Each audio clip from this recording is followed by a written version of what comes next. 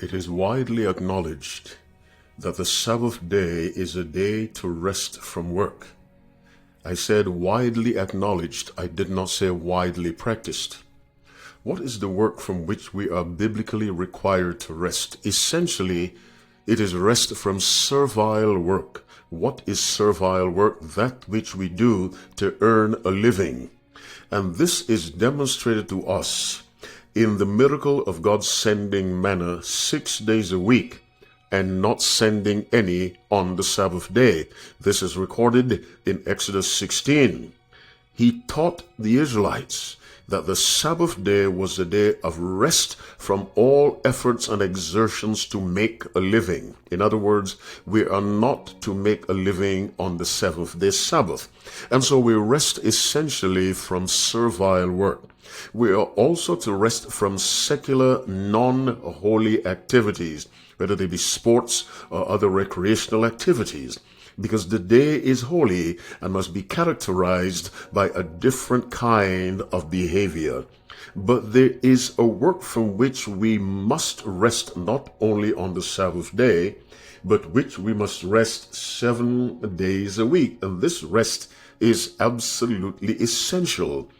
In Galatians chapter 5, verse 19, we read, "Now the works of the flesh are manifest, which are these." Notice, the works of the flesh: adultery, fornication, uncleanness, lasciviousness, idolatry, witchcraft, hatred, variance, emulations, wrath, strife, seditions, heresies, envyings, murders, drunkenness, revelings, and such like.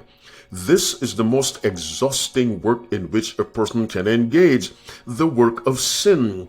And we, through the grace of God, must rest 7 days a week from this spiritually exhausting work.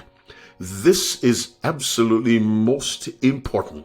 Resting from physical work, yes, must be done, but even more importantly, we must rest from the work of sin 7 days a week, my listening friend. And we celebrate that on the seventh day Sabbath. As you keep the Sabbath holy, I want you to look back over the past week and ask yourselves, did I rest from sin? Did I rest from that activity that has plagued me for quite a while? Did I rest from this or that form of disgracing God? Did I rest from the works of the flesh? My dear friend, the physical creation has a spiritual equivalent, and that is spiritual creation, and it calls for spiritual rest. And that spiritual rest must be pursued 7 days a week, the rest from sin. As you keep the Sabbath holy, may the Lord grant you a fresh outpouring of power to take you through the week that lies ahead, that you, through his abiding, unfailing grace, might rest day by day from the work of sin.